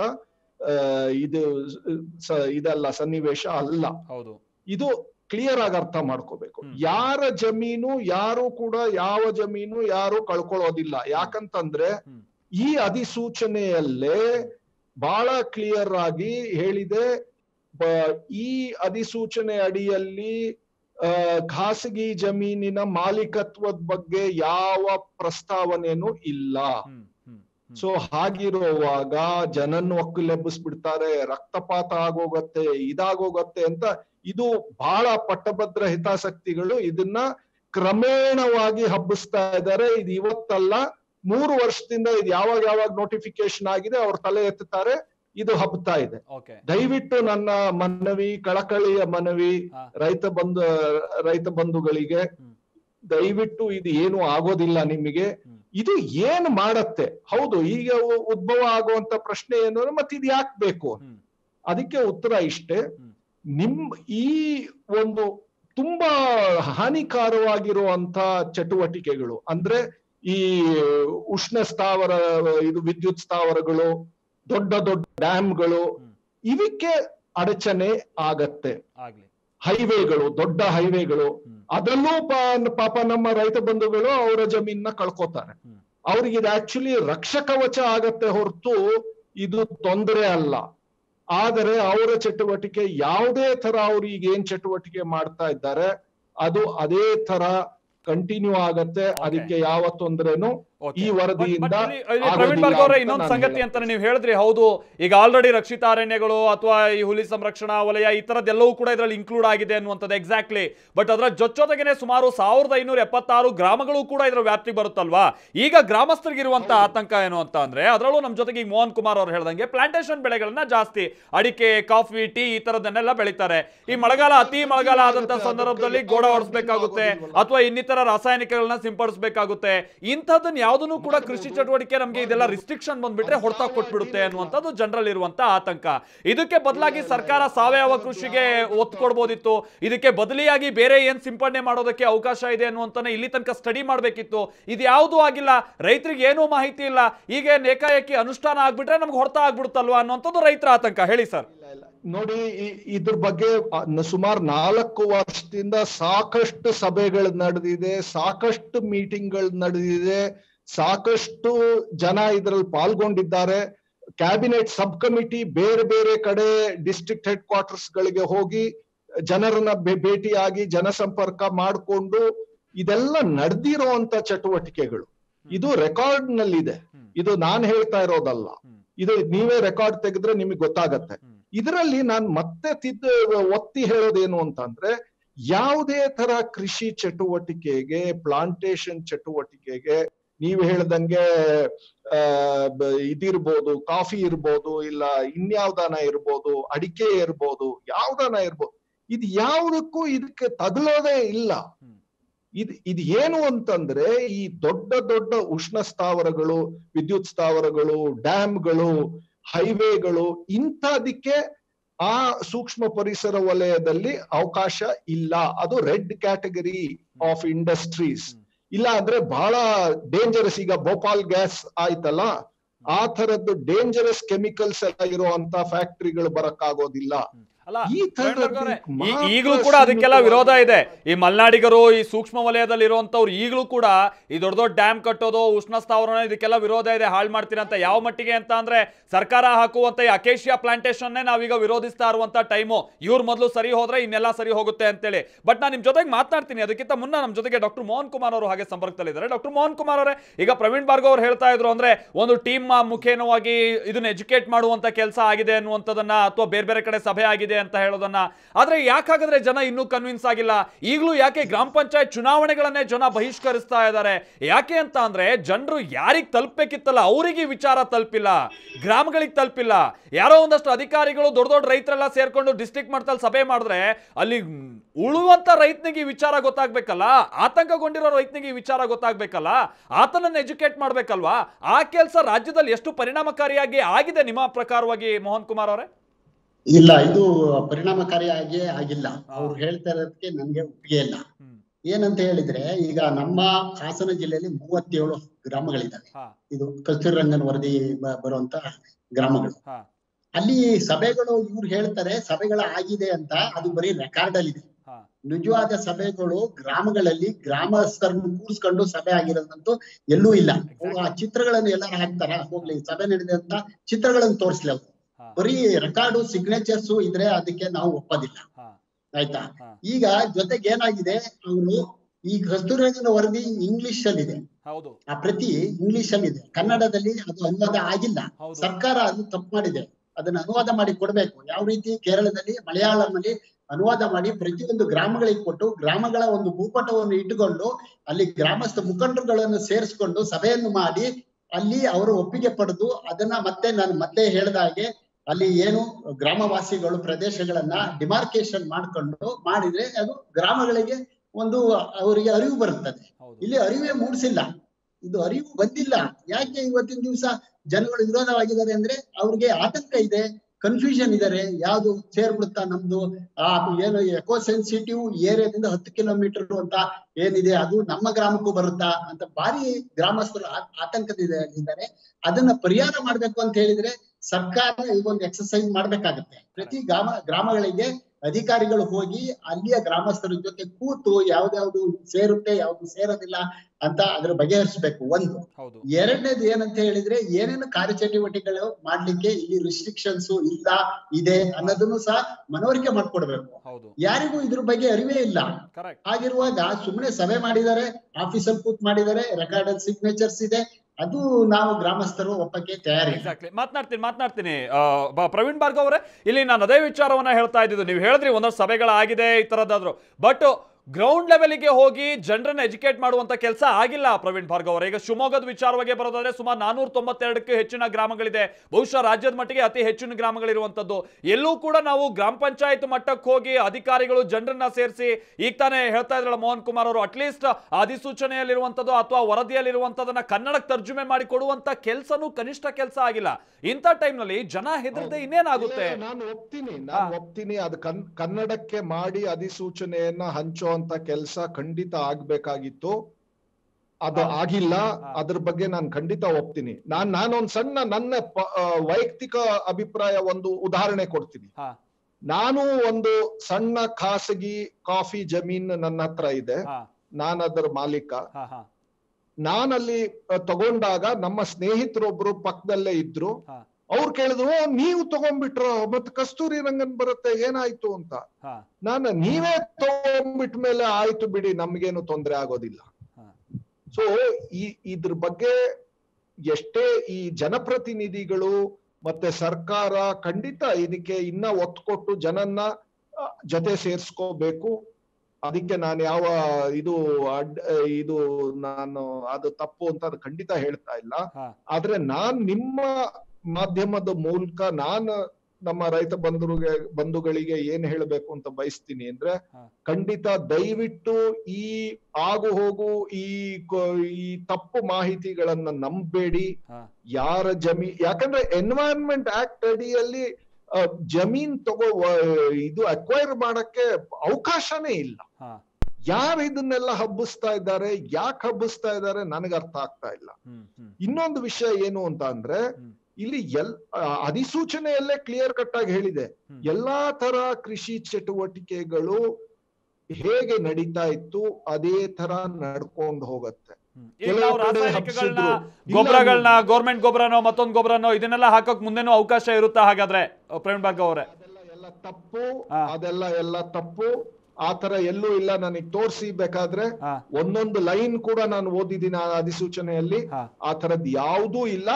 ಬರೀ ಹೇಳಿರೋದೇನು ಅಂದ್ರೆ, ಆರ್ಗ್ಯಾನಿಕ್ ಫಾರ್ಮಿಂಗ್ ಗೆ ನಾವು ಇನ್ನ ವೆಲ್ಕಮ್ ಅಂತ ಹೇಳಿದ್ದಾರೆ ಅಷ್ಟೇ ಹೊರತು, ಇಟ್ ಈಸ್ ಎನ್ಕರೇಜ್ಡ್ ಅಂತ ಹೇಳಿದ್ದಾರೆ ಹೊರತು ರಾಸಾಯನಿಕ ಗೊಬ್ಬರ ಉಪಯೋಗಿಸಬಾರ್ದು ಅಂತ ಎಲ್ಲೂ ಹೇಳಿ. ಆಮೇಲೆ ಈಗ ಸಣ್ಣ ಪುಟ್ಟ ಮನೆಗಳು ಕಟ್ಕೊಳ್ತಾರೆ, ಅದ್ರೊಳಗೆ ಈಗ ಈ ಮಲೆನಾಡು, ಈ ಪಶ್ಚಿಮ ಘಟ್ಟದ ಭಾಗದಲ್ಲೆಲ್ಲ ಈ ಹೋಮ್ ಸ್ಟೇ ಸಂಸ್ಕೃತಿ ಬಹಳ ಜಾಸ್ತಿ, ಏನೋ ಒಂದಷ್ಟು ರೆವೆನ್ಯೂ ಬರುತ್ತೆ ಅಂತ ಸಣ್ಣ ಪುಟ್ಟ ಕನ್ಸ್ಟ್ರಕ್ಷನ್ಗಳು, ಹೋಮ್ ಸ್ಟೇಗಳು ಇದನ್ನೆಲ್ಲ ಮಾಡೋದಕ್ಕೆ ಏನು ಸಮಸ್ಯೆ ಇಲ್ವಾ? ಹಾಗಾದ್ರೆ ಮೀಟರ್ಗಿಂತ ಹೆಚ್ಚು 150 ಚದರ ಮೀಟರ್ 1,50,000 ಚದರ ಮೀಟರ್ಗಿಂತ ಹೆಚ್ಚು ಅದಕ್ಕೆ ಕಡಿವಾಣಗಳಿವೆ. ಸಣ್ಣ ಸಣ್ಣ ಮನೆ ಕಟ್ಕೊಳ್ಳೋದ್ರಲ್ಲಿ ಅವರು ಉಳ್ಕೊಳ್ಳೋಕೆ, ರೈತರು ಉಳ್ಕೊಳ್ಳೋ ಅಂತ ಮನೆಗಳಲ್ಲಿ ಅದನ್ನ ಪೇಂಟ್ ಮಾಡ್ಕೊಳ್ಳೋದು, ಅದನ್ನ ಇನ್ನೊಂದು ರೂಮ್ ಹಾಕೊಳ್ಳೋದು, ಇನ್ನೊಂದು ಮನೆ ಕಟ್ಕೊಳ್ಳೋದ್ರ ಅದಕ್ಕೆಲ್ಲ ಏನೂ ರೆಸ್ಟ್ರಿಕ್ಷನ್ ಇಲ್ಲ. ಆಮೇಲೆ ಇನ್ನೊಂದು ಸಂಗತಿ ನಿಮ್ಮಿಂದ ಕ್ಲಾರಿಫಿಕೇಶನ್, ಈಗ ಬಹಳ ಕಾಡೊಳಗಿರ್ತಾರೆ ಅಂದ್ರೆ ಅವ್ರದೆಲ್ಲ ಪಕ್ಕ ರೆಕಾರ್ಡ್ಸ್ ಇರುತ್ತೆ, ಜೊತೆಗೆ ರೆವೆನ್ಯೂ ಲ್ಯಾಂಡ್ ಮತ್ತೊಂದ್ ಕಡೆನೋ ಅವರೆಲ್ಲ ಉಳುಮೆ ಮಾಡ್ಕೊಂಡಿರ್ತಾರೆ. ಅಂತ ಕಡೆ ಒಂದು ಬಹು ವರ್ಷದ ಅವ್ರದ್ದು ಬೇಡಿಕೆ ಆಗಿರುತ್ತೆ ಒಂದು ರೋಡ್ ಆಗ್ಬೇಕು ಅಂತ ರೋಡ್ ಮಾಡೋದಕ್ಕೆ ಅಥವಾ ಅವರಿಗೆ ವಿದ್ಯುತ್ ಸಂಪರ್ಕ ಕೊಡೋದಕ್ಕೆ ಏನ್ ಸಮಸ್ಯೆಗಳಿಲ್ವಾ? ಹಾಗಾದ್ರೆ ಪ್ರವೀಣ್ ಭಾರ್ಗವ್ ಅವರ ಇದ್ರಲ್ಲಿ ಇಲ್ಲ, ಅಂತದಕ್ಕೆ ಯಾವುದಕ್ಕೂ ಅಡ್ಡಿ ಆತಂಕ ಇಲ್ಲ, ಯಾವುದು ಅಡಚಣೆಗಳು ಬರೋದಿಲ್ಲ. ಇದು ನಾನ್ ಮತ್ತೆ ಹೇಳ್ತೀನಿ, ಇದು ದೊಡ್ಡ ದೊಡ್ಡ ಫ್ಯಾಕ್ಟ್ರಿಗಳು, ರಾಸಾಯನಿಕ ಫ್ಯಾಕ್ಟ್ರಿಗಳು, ಉಷ್ಣ ವಿದ್ಯುತ್ ಸ್ಥಾವರಗಳು, ಡ್ಯಾಮ್ಗಳು, ಇದಕ್ಕೆ ಕಡಿವಾಣ ಇದೆ. ಇನ್ನೊಂದು ವಿಚಾರ ಅಂದ್ರೆ, ಈ ಉಳುಮೆ ಮಾಡೋ ಟೈಮಲ್ಲಿ, ಈ ಮಣ್ಣನ್ನು ಹದ ಮಾಡೋ ಟೈಮಲ್ಲಿ JCBಗಳನ್ನ, ದೊಡ್ಡ ದೊಡ್ಡ ಯಂತ್ರೋಪಕರಣಗಳನ್ನು ಕೂಡ ರೈತರು ಕೂಡ ಬಳಸಬೇಕಾಗುತ್ತೆ ಒಂದೊಂದು ಸಂದರ್ಭದಲ್ಲಿ. ಅಂತದಕ್ಕೂ ರಿಸ್ಟ್ರಿಕ್ಷನ್ಸ್ ಇದೆ ಅನ್ನೋದನ್ನ ನಾವು ಕೇಳ್ಪಡ್ತಾ ಇದ್ವಿ. ಹೇಳಿ ಸರ್. ಇಲ್ಲ, ತಪ್ಪು. ಯಾಕಂತಂದ್ರೆ ನಾನು ಆಗ್ಲೇ ಮೊದಲನೇ ಇದ್ರಲ್ಲೇ ಹೇಳಿದೆ, ನಾನು ಮತ್ತೆ ಹೇಳಿದೆ, ತಿರ್ಗೂ ಹೇಳ್ತೀನಿ, ರೈತರ ಯಾವುದೇ ಚಟುವಟಿಕೆಗಳು, JCB ಇರ್ಬೋದು, ಟ್ರ್ಯಾಕ್ಟರ್ ಡೋಸರ್ ಇರ್ಬೋದು, ಮತ್ತೊಂದಿರ್ಬೋದು, ಅದು ಅವರ ಖಾಸಗಿ ಜಮೀನು. ಅಲ್ಲಿ ಬರೀ ಈ ದೊಡ್ಡ ದೊಡ್ಡ ಫ್ಯಾಕ್ಟ್ರಿಗಳು, ಡ್ಯಾಮ್ಗಳು ಇದು ಬರಕ್ಕೆ ಅವಕಾಶ ಇಲ್ಲ ಹೊರತು, ಇಲ್ಲದ ಯಾವುದೇ ತರ ಅವರ ಕೃಷಿ ಚಟುವಟಿಕೆಗೆ ಸೇರಿದಂತ ಚಟುವಟಿಕೆಗಳಿಗೆ ಯಾವ ಅಡ್ಡಿ ಆತಂಕನೂ ಇಲ್ಲ. ಇದು ಬಹಳ ಕ್ಲಿಯರ್ ಕಟ್ ಆಗಿ, ಇದು ನಾನು ಹೇಳ್ತಾ ಇರೋದಲ್ಲ, ಅಧಿಸೂಚನೆಯನ್ನ ಸೂಕ್ಷ್ಮವಾಗಿ ಓದಿದ್ರೆ ಎಲ್ಲ ಅದರಲ್ಲಿದೆ. ಹೌದು, ಮೋಹನ್ ಕುಮಾರ್ ಅವರು ಹೇಳಿದ್ದು ಬಹಳ ಸರಿ, ನಾನು ಒಪ್ತೀನಿ. ಅದನ್ನ ಸರ್ಕಾರ ಕನ್ನಡಕ್ಕೆ ಅನುವಾದ ಮಾಡಿ ಎಲ್ಲ ಕಡೆ ಹಂಚಿದ್ರೆ ಒಳ್ಳೇದಾಗಿರೋದು. ಅದು ನಡೆದಿಲ್ಲ. ಬಟ್ ಕೊಡಗಿನ ಮಟ್ಟದಲ್ಲಿ ನಾವು ಅದನ್ನ ಮಾಡಿದೀವಿ. ನಾವು ಯಾಕಂದ್ರೆ ಕೊಡಗಲ್ಲಿ ಸಾಕಷ್ಟು ಕೆಲಸ ಮಾಡ್ತೀವಿ, ಅಲ್ಲಿ ಇದನ್ನೆಲ್ಲ ಹಂಚಿ ತುಂಬಾ ಜನಕ್ಕೆ ಅರ್ಥ ಆಗಿದೆ. ಥ್ಯಾಂಕ್ ಯು ಪ್ರವೀಣ್ ಭಾರ್ಗವ್ ಅವರೇ, ಇಷ್ಟೊತ್ತು ನಮ್ಮ ಜೊತೆಗೆ ಜಾಯ್ನ್ ಆಗಿ ಬಹಳಷ್ಟು ಸಂಗತಿಗಳನ್ನ ನಮಗೆ ವಿವರಿಸಿದ್ರಿ. ಹಾಗೆ ಡಾಕ್ಟರ್ ಮೋಹನ್ ಕುಮಾರ್ ಅವರೇ, ಈಗ ನಮ್ಮ ಜೊತೆಗೆ ಇದನ್ನ ಬಹಳ ನೀಟಾಗಿ ಸ್ಟಡಿ ಮಾಡಿದಂಥವ್ರು ಪ್ರವೀಣ್ ಭಾರ್ಗವ್ ಅವರು ಹೇಳ್ತಾ ಇದ್ರು, ಇಲ್ಲಿ ಯಾವುದೇ ಮಿಷನರೀಸ್ಗಳನ್ನ ಬಳಸೋದಕ್ಕೆ ಸಮಸ್ಯೆ ಇಲ್ಲ, ಬಿಲ್ಡಿಂಗ್ ಕನ್ಸ್ಟ್ರಕ್ಷನ್ಗೆ ಸಮಸ್ಯೆ ಇಲ್ಲ, ಸದ್ಯದ ಮಟ್ಟಿಗೆ ಉಪಯೋಗಿಸ್ತಾ ಇರುವಂಥ ರಾಸಾಯನಿಕಗಳು, ಗೊಬ್ಬರಗಳು ಇದನ್ನ ಬಳಸೋದಕ್ಕೂ ಕೂಡ ಯಾವುದೇ ತೆರಣ ಅಂತ ಸಮಸ್ಯೆ ಇಲ್ಲ. ಏನೂ ಸಮಸ್ಯೆ ಇಲ್ಲ ಅಂದಮೇಲೆ ವಿರೋಧ ಯಾಕೆ ಈ ಮಟ್ಟಿಗೆ ವ್ಯಕ್ತ ಆಗ್ತಾ ಇರೋದು? ಹಾಗಾದ್ರೆ ಅವ್ರ ಪ್ರಕಾರವಾಗಿ ನಾವು ಗಮನಿಸಬೇಕು ಅಂತ ಅಂದ್ರೆ ಇಲ್ಲ, ಇಲ್ಲಿ ಏನಾಗಿದೆ ಅಂದ್ರೆ ಗ್ರಾಮಸ್ಥರುಗಳಿಗೆ ಇದ್ರ ಬಗ್ಗೆ ಅರಿವು ಆಗ್ತಾ ಇಲ್ಲ ಸರಿಯಾಗಿ. ಕನ್ಫ್ಯೂಷನ್ ಮೊದ್ಲೇ ಹೇಳ್ದಾಗೆ ಬಳಸಕ್ಕೆ ಇದಿಲ್ಲ ಅಂತ ಅವ್ರಿಗೆ ಏನೋ ಹೇಳ್ತಾರೆ, ಆದ್ರೆ ಜಾರಿ ಆಗ್ಬಿಟ್ರೆ ಎಲ್ಲೋ ಬಳಸಕ್ಕೆ ತೊಂದರೆ ಆಗುತ್ತಾ ಅನ್ನೋ ಉದ್ದೇಶದಿಂದ ವಿರೋಧ ಆಗ್ತಾ ಇರೋದು. ಈಗ ನಮ್ಮಲ್ಲಿ ಒಂದು ಮಲ್ನಾಡ್ ರೀಜನಲ್ ಡೆವಲಪ್ಮೆಂಟ್ ಬೋರ್ಡ್ ಅಂತ ಇದೆ. ಸೊ ಅವ್ರ ಜೊತೆನಾರು ಚರ್ಚೆ ಮಾಡಬಹುದಿತ್ತಾ ವರದಿ ಜಾರಿ ಇದ್ರ ಬಗ್ಗೆ, ವರದಿ ಬಗ್ಗೆ? ಸೊ ಅವ್ರ ಜೊತೆನೂ ಚರ್ಚೆ ಆಗಿಲ್ಲ. ಮಲ್ನಾಡ್ ಡೆವಲಪ್ಮೆಂಟ್ ಬೋರ್ಡ್ ಅಂತ ಯಾಕೆ ಸರ್ಕಾರ ಮಾಡಿಲ್ಲ? ಮಲ್ನಾಡಲ್ಲಿ ಮಲೆನಾಡು ಪ್ರದೇಶದಲ್ಲಿ ಏನೆಲ್ಲ ಆಗುತ್ತೆ ಡೆವಲಪ್ಮೆಂಟ್ ಮಾಡ್ಲಿಕ್ಕೆ, ಅದು ಮಾಡ್ಲಿಕ್ಕೋಸ್ಕರ ಬೋರ್ಡ್ ಮಾಡಿದ್ದಾರೆ. ನಾಳೆ ದಿವಸ ಕಸ್ತೂರಿ ರಂಗನ್ ವರದಿ ಜಾರಿ ಆದ್ಮೇಲೆ ಮಲ್ನಾಡ್ ಬೋರ್ಡ್ ಏನು ಡೆವಲಪ್ ಮಾಡಕ್ ಸಾಧ್ಯನೇ ಆಗಲ್ಲ ಅಂದ್ರೆ ಅದಿದ್ದು ಪ್ರಯೋಜನ ಏನು? ಎಕ್ಸಾಕ್ಟ್ಲಿ, ಹೌದು ಅಲ್ವಾ? ಹಾಗಾಗಿ ಇದು ಮೂಲಭೂತ ಇಲ್ಲಿ ಏನು ತೊಂದರೆ ಆಗ್ತಾ ಇರೋದಂದ್ರೆ ಅರಿವಿನ ಕೊರತೆ ಆಗಿರುತ್ತೆ. ಹೌದು. ಈಗ ಅವರು ಹೇಳಿದ್ದಾರೆ ಪರಿಸರ ತಜ್ಞರು ಇದರಿಂದ ಏನು ತೊಂದರೆ ಇಲ್ಲ ಅಂತ, ಅದು ಸತ್ಯ ಇರ್ಬೋದು, ಮತ್ತೆ ಜನಗಳಿಗೆ ಗೊತ್ತಾಗ್ಬೇಕಲ್ಲ. ಹೌದು, ಜನಗಳಿಗೆ ಮನವರಿಕೆ ಮಾಡ್ಬೇಕಲ್ಲ. ಯಾಕಂತಂದ್ರೆ ನೀವೇ ಹೇಳ್ದಂಗೆ ಈಗ 1980ರಿಂದನೂ ಕೂಡ ಈ ಅರಣ್ಯ ಸಂರಕ್ಷಣೆಗೆ ಸಂಬಂಧಪಟ್ಟಂಗೆ ಕಾಯ್ದೆಗಳು, ಆಮೇಲೆ ಅಭಯಾರಣ್ಯ ಘೋಷಣೆ ಆಗಿದ್ದು, ಅದಾದ್ಮೇಲೆ ಈ ಹುಲಿ ಸಂರಕ್ಷಣಾ ಏನು ವಲಯ ಅಂತೇಳಿ ಘೋಷಣೆ ಆಗಿದ್ದು, ಇದರಿಂದಾಗಿ ಜನ ಬಹಳಷ್ಟು ಭಯ ಬಿದ್ದುಬಿಟ್ಟಿದ್ದಾರೆ. ಎಷ್ಟೋ ಜನರನ್ನು ಒಕ್ಲೆಪ್ಸ್ಬಿಟ್ಟಿದ್ದಾರೆ. ಈಗಲೂ ಎಲ್ಲಿ ಇನ್ನೊಂದು ಒಕ್ಲೆಪ್ಸೋಕೆ ಇದೊಂದು ಹೊಸ ಮಾರ್ಗ ಅನ್ನುವಂಥ ಆತಂಕ ಸಹಜವಾಗಿ ಜನರಲ್ಲಿದೆ. ಬಟ್ ನೀವು ಇದನ್ನ ಸ್ಟಡಿ ಮಾಡಿದ ಹಾಗೆ ಈಗಿರುವಂತ ಚಟುವಟಿಕೆಗಳಿಗೆ ಏನಾದ್ರು ಹೊಡೆತ ಬೀಳುತ್ತಾ ಮೋಹನ್ ಕುಮಾರ್ ಅವರೇ? ಅದೇ ಈಗ ಅದು ಕರೆಕ್ಟ್ ಕ್ಲಾರಿಟಿ ಆಗ್ತಾ ಇಲ್ಲ. ಹಾಗಾಗಿ ನಾವ್ ಹೇಳ್ತಾ ಇರೋದು ಕಸ್ತೂರಿ ರಂಗನ ವರದಿ ಬಗ್ಗೆ ಗ್ರಾಮ ಮಟ್ಟದಲ್ಲಿ ಸಭೆಗಳನ್ನು ನಡೆಸಿ ಮನವರಿಕೆ ಮಾಡ್ಕೊಡ್ಬೇಕಾಗುತ್ತೆ. ಇದು ತೊಂದರೆ ಇರ್ಬೋದು, ಯಾಕಂದ್ರೆ ನೋಡಿ ಈಗ ಎಕೋ ಸೆನ್ಸಿಟಿವ್ ಝೋನ್ ಅಂತ ಹೇಳಿದ್ರೆ ರಿಸರ್ವ್ ಫಾರೆಸ್ಟ್. ಆ ರಿಸರ್ವ್ ಫಾರೆಸ್ಟ್ 10 ಕಿಲೋಮೀಟರ್ ರೇಡಿಯಸ್ ಇಂದ ಬಫರ್ ಝೋನ್ ಬರುತ್ತೆ. ಅಲ್ಲಿ ಹುಲಿ ಯೋಜನೆ ಇದೆಲ್ಲ ಬರುತ್ತೆ. ಆ ಬಫರ್ ಝೋನ್ ಒಳಗಡೆ ಏನಾದ್ರೂ ಕಾಫಿ ತೋಟಗಳು, ಅಡಿಕೆ ತೋಟಗಳು ಅವೆಲ್ಲ ಬಂದ್ರೆ ನಾಳೆ ದಿವಸ ಅವ್ರು ಕೃಷಿ ಮಾಡೋದು ಹೇಗೆ? ಅದೇ ರೀತಿ ಕಸ್ತೂರಿ ರಂಗನ ವರದಿಯಲ್ಲೂ ಹಾಗೆ ಆ ಒಂದು ಗ್ರಾಮಗಳು ಅದರೊಳಗೆ ಸೇರ್ಕೊಂಡ್ಬಿಟ್ರೆ ಪ್ಲಾಂಟೇಶನ್ ಗಳಿಗೆ ಏನಾದ್ರೂ ನಿಬಂಧನೆಗಳು ಬಂದ್ಬಿಟ್ರೆ ತೊಂದರೆ ಆಗುತ್ತೆ. ಪ್ಲಾಂಟೇಶನ್ ಮಾಡಕ್ ಆಗಲ್ಲ. ಕೆಲವು ನಮ್ಗೆ ಏನ್ ಅನ್ಸ್ತಾ ಇದೆ ಅಂತ ಹೇಳಿದ್ರೆ ಅಲ್ಲಿ ರಸ್ತೆ ಮಾಡಕ್ ತೊಂದರೆ ಆಗ್ಬೋದು, ತಾವ್ ಹೇಳದ ಬದಲೇ JCB ಯೂಸ್ ಮಾಡದೇ ಇರಕ್ಕೆ ತೊಂದರೆ ಆಗ್ಬೋದು. ಈ ರೀತಿ ಸಣ್ಣ ಸಣ್ಣ ತೊಂದರೆಗಳಾಗ್ಬಿಟ್ರೆ ಅವ್ನ್ ಕೈ ಕಟ್ಟಾಗ್ತಾಗುತ್ತೆ ರೈತನಿಗೆ. ಒಕ್ಕಲೆಪ್ಸಕ್ಕಿಂತ ಅವನೇ ಹೊರಗೆ ಹೋಗ್ಬೇಕಾದಂತ ಪರಿಸ್ಥಿತಿ ಆಗ್ಬಿಡುತ್ತಾ ಅನ್ನೋದನ್ನ ಭಯ ಇದೆ ಜನಗಳಿಗೆ. ಆ ಭಯ ಇಲ್ಲ ಅಂತ ಇನ್ನೊಂದು ಸಂಗತಿ ಏನ್ ಗೊತ್ತಾ ಡಾಕ್ಟರ್ ಮೋಹನ್ ಕುಮಾರ್ ಅವರೇ, ಈಗ ಸರ್ಕಾರ ಇದನ್ನೆಲ್ಲ ಹೇರೋಕೆ ಸರ್ಕಾರಕ್ಕೆ ನೈತಿಕತೆ ಇದೆ ಅನ್ನುವಂತ ಪ್ರಶ್ನೆ ಬರುತ್ತೆ. ಯಾಕಂತಂದ್ರೆ ಈಗ ರೈತರು ಜಮೀನ್ ಅರಣ್ಯ ಹಾಳು ಮಾಡೋದಕ್ಕಿಂತ ಸರ್ಕಾರ ಹಾಳು ಮಾಡಿರೋದೇ ಜಾಸ್ತಿ. ಹಿಂದಿನಿಂದ ನಾವು ಗಮನಿಸೋದಾದ್ರೆ ಇಡ್ಲಿಗೋಸ್ಕರ ಮರ ಕಡ್ದಂತವ್ರು ಈ ಸರ್ಕಾರದವರು. ಆಮೇಲೆ ಈಗ ನೋಡಿದ್ರೆ ಅಕೇಶಿಯಾ ಪ್ಲಾಂಟೇಶನ್ ಅದನ್ನ ಎಲ್ಲೆಲ್ಲೋ ಹಾಕಿರೋದು, ಅದು ಒಳ್ಳೊಳ್ಳೆ ಸೆನ್ಸಿಟಿವ್ ಏರಿಯಾಗಳಲ್ಲಿ ಅಕೇಶಿಯಾ ಪ್ಲಾಂಟೇಶನ್ ಹಾಕಿರೋದು. ಈಗ ನೋಡ್ರೆ ಅದನ್ನ ಪ್ರೈವೇಟೈಸೇಷನ್ ಬೇರೆ ಮಾಡ್ತೀವಿ ಅಂತ ಹೊರಟಿದ್ದಾರೆ. ನೀವೇ ಕಾಡು ನಿಂಗೆ ಹಾಳು ಮಾಡ್ತಿರ್ಬೇಕಾದ್ರೆ ರೈತರು ಪಾಪ ಏನೋ ಉಳುಮೆ ಮಾಡ್ಕೊಂಡು ಹೊಟ್ಟೆ ಪಾಡಿಗೆ ಜಮೀನಿನ ಉಳುಮೆ ಮಾಡೋನು ಅವನ ತಂಟೆಗೆ ಯಾಕೆ ಬರ್ತೀರಾ ಅನ್ನೋದು ಇಲ್ಲಿರೋ ಪ್ರಶ್ನೆ. ನಾನು ಒಂದು ಹೇಳಕ್ ಬಯಸ್ತೇನೆ ಸರ್, ಇಲ್ಲಿ ಈಗ ಪಶ್ಚಿಮ ಘಟ್ಟದಲ್ಲಿ ಎತ್ತಿನಹೊಳೆ ಪ್ರಾಜೆಕ್ಟ್ ನಮ್ ಸಕಲೇಶ್ಪುರ ಏರಿಯಾದಲ್ಲಿ ಆಗ್ತಾ ಇದೆ. ಹೌದು. ಅದರಿಂದ ಎಷ್ಟು ಬ್ಯಾಡ್ ಎಫೆಕ್ಟ್ ಆಗ್ತಾ ಇದೆ ಅಂತ ಹೇಳಿದ್ರೆ, ನನ್ನ ಒಂದು ವೈಯಕ್ತಿಕ ನನ್ನ ಹಳ್ಳಿಯಲ್ಲೇ ಆಗಿದ್ದು ಒಂದೇ ದಿವಸದಲ್ಲಿ 23 ಇಂಚು ಮಳೆ ಬಿತ್ತು. ಕಾರಣ ಏನು ಅಂತ ಹೇಳಿದ್ರೆ ಎತ್ತಿನಹೊಳೆ ಪ್ರಾಜೆಕ್ಟ್ ಮಾಡುವಾಗ ಆ ಪಶ್ಚಿಮ ಘಟ್ಟದ ಕೆಲವು ಗುಡ್ಡಗಳನ್ನೇ ಮಠ ಮಾಡಿದ್ರು. ಅಲ್ಲಿ ಮಾನ್ಸೂನ್ ವೇವ್ಸ್ ಡೈರೆಕ್ಟ್ ಆಗಿ ಹಿಟ್ ಆಯ್ತು. ಒಂದೇ ದಿವಸದಲ್ಲಿ ನನ್ನ ಹುರ್ಡಿ ಅಂತ ಹಳ್ಳಿಯಲ್ಲಿ 23 ಇಂಚು ಮಳೆ ಬಿದ್ರೆ ಏನಾಗ್ಬೋದು ಪರಿಸ್ಥಿತಿ? ನಮ್ಮ ಅಡಿಕೆ ಬೆಳೆ ಎಲ್ಲ ಫುಲ್ ನಾಶ ಆಯ್ತು. ಸರ್ಕಾರನು ಸಹ ಯೋಜನೆಗಳನ್ನು ತಗೊಳ್ಳುವಾಗ ಯೋಚನೆ ಮಾಡಬೇಕು. ಈ ಗುಂಡ್ಯ ಪ್ರಾಜೆಕ್ಟ್, ಹೈಡ್ರಲ್ ಪ್ರಾಜೆಕ್ಟ್ಸ್, ಅದರಿಂದ ತೊಂದರೆ ಆಗಿದೆ. ಅದರಿಂದ ಏನಂತ ಕರೆಂಟ್ ಉತ್ಪತ್ತಿ ಆಗ್ತಾ ಇಲ್ಲ. ಈ ರೀತಿ ಸರ್ಕಾರದಲ್ಲೂ ಸಹ ಈ ಒಂದು ಯೋಜನೆಗಳನ್ನು ತಯಾರು ಮಾಡಿ ಅದು ಅನುಷ್ಠಾನ ಮಾಡ್ಬೇಕಾದ್ರೆ ಪರಿಸರ ತಜ್ಞರ ಜೊತೆ ಕೂತು ಚರ್ಚೆ ಮಾಡಿ, ಈಗ ಪರಿಸರ ಎಲ್ಲರಿಗೂ ಬೇಕಲ್ಲ ಸರ್, ನಮಗೂ ಬೇಕು, ಮುಂದಿನ ಪೀಳಿಗೆಯವರೆಗೂ ಬೇಕು. ನಮ್ ಕಾನ್ಸ್ಟಿಟ್ಯೂಷನ್ ಅಲ್ಲೇ ಇದೆ ಏನು, ಜಲ ಮತ್ತು ನೆಲ ಪ್ರತಿಯೊಬ್ಬನ ಕರ್ತವ್ಯ ಕಾಪಾಡೋದು. ಹೌದು. ಅದ್ರ ಬಗ್ಗೆ ನಾವೆಲ್ಲ ಹೆಚ್ಚು ಗಮನ ಕೊಡ್ಲೇಬೇಕು. ರೈತರು ಮುಖ್ಯವಾಗಿ ಹೆಚ್ಚು ಗಮನ ಕೊಡ್ತಾ ಇದ್ದಾರೆ. 30 ವರ್ಷದ ಹಿಂದಿನಿಗಿಂತ ತಾವು ನೋಡಿದ್ರೆ ಪರಿಸರ ನಾವು ಹೆಚ್ಚು ಕಾಪಾಡ್ಕೊಂಡು ಬಂದಿದೀವಿ. 30 ವರ್ಷದಿಂದ ಹಿಂದೆ ಕಾಫಿ ತೋಟಗಳು ಎಷ್ಟಿತ್ತು, ಇವತ್ತು ಅದು ಡಬಲ್ ಆಗಿದೆ. ಕಾಫಿ ತೋಟ ಆಗ್ಲಿ, ಅಡಿಕೆ ತೋಟ ಆಗ್ಲಿ, ಬೇರೆ ಕೃಷಿ ಜಮೀನು ಜಾಸ್ತಿ ಮಾಡಿದ್ದಾರೆ ರೈತರುಗಳು. ಹಾಗಾಗಿ ರೈತರದ್ದು ಕೊಡುಗೆ ಪರಿಸರಕ್ಕೆ ಹೆಚ್ಚಿದೆ ಹೊರತು ಅವರು ಇದ್ರ ಬಗ್ಗೆ ಏನು ಕಡಿಮೆ ಮಾಡಿಲ್ಲ. ಹಾಗಾಗಿ ನಾವು ಕಸ್ತೂರಿ ರಂಗನ್ ವರದಿ ಜಾರಿ ಮಾಡೋದಕ್ಕೆ ನಾವೇನು ಆಕ್ಷೇಪಣೆ ಇರ್ತಾ ಇಲ್ಲ. ಆದ್ರೆ ಅದ್ರಲ್ಲಿ ಏನು ಕುಂದುಕೊರತೆಗಳಿದೆ ಅದು ಮುಕ್ತವಾಗಿ ಚರ್ಚೆ ಆಗಿ ನಾಗರಿಕರಿಗಾಗ್ಲಿ, ರೈತರಿಗಾಗ್ಲಿ, ಬೆಳೆಗಾರರಿಗಾಗ್ಲಿ ಏನು ತೊಂದರೆ ಆಗದಿದ್ದಂಗೆ ಅನುಷ್ಠಾನ ಮಾಡಲಿ ಅಂತ ಹೇಳಿ ನಮ್ಮ ಒಂದು ಬೇಡಿಕೆ. ಓಕೆ, ಮಾತನಾಡ್ತೀನಿ ಸರ್ ನಿಮ್ಮ ಜೊತೆಗೆ ಅಡ್ವೊಕೇಟ್ ಬಿ ಆರ್ ದೀಪಕ್ ಅವರು ಜಾಯಿನ್ ಆಗಿದ್ದಾರೆ. ಬಿ ಆರ್ ದೀಪಕ್ ಅವರೇ, ಇಲ್ಲಿರುವಂತಹ ಸಂಗತಿ ಅಂತ ಅಂದ್ರೆ ಕಸ್ತೂರಿ ರಂಗನ್ ವರದಿ ಏನಾದ್ರೂ ಜಾರಿ ಆಗ್ಬಿಟ್ರೆ ಬಹಳ ಸಮಸ್ಯೆ ಆಗ್ಬಿಡುತ್ತೆ ಅಂತೇಳಿ ರೈತರಿಗಿರುವಂತಹ ಆತಂಕ. ಈಗ ಆಲ್ರೆಡಿ ರಾಷ್ಟ್ರೀಯ ಹಸಿರು ಪೀಠನು ಕೂಡ ನಾಡ್ದು 31ನೇ ತಾರೀಕಿನ ಒಳಗಾಗಿ ಅಂತಿಮ ಅಧಿಸೂಚನೆ ಹೊರಡಿಸಬೇಕು ಅನ್ನುವಂತ ಸೂಚನೆ ಕೊಟ್ಟಿದೆ. ಇಂಥ ಟೈಮ್ ನಲ್ಲಿ ನಮ್ಮ ರಾಜ್ಯ ಸರ್ಕಾರಕ್ಕೆ ಏನ್ ಅವಕಾಶಗಳಿದೆ ಕಾನೂನಾತ್ಮಕವಾಗಿ ಹೋರಾಟ ಮಾಡುವಂತ ನಿಟ್ಟಲ್ಲೋ ಅಥವಾ ಸದ್ಯದ ಮಟ್ಟಿಗೆ ಜನರನ್ನ ಎಜುಕೇಟ್ ಮಾಡುವಂತ ತನಕನೂ ಕೂಡ ಈ ವರದಿಯನ್ನ ಸದ್ಯದ ಮಟ್ಟಿಗೆ ತಡೆ ಹಿಡಿಯಲಿಕ್ಕೆ ಏನು ಅವಕಾಶ ಇದೆ ರಾಜ್ಯ ಸರ್ಕಾರಕ್ಕೂ ಕೇಂದ್ರ ಸರ್ಕಾರಕ್ಕೂ?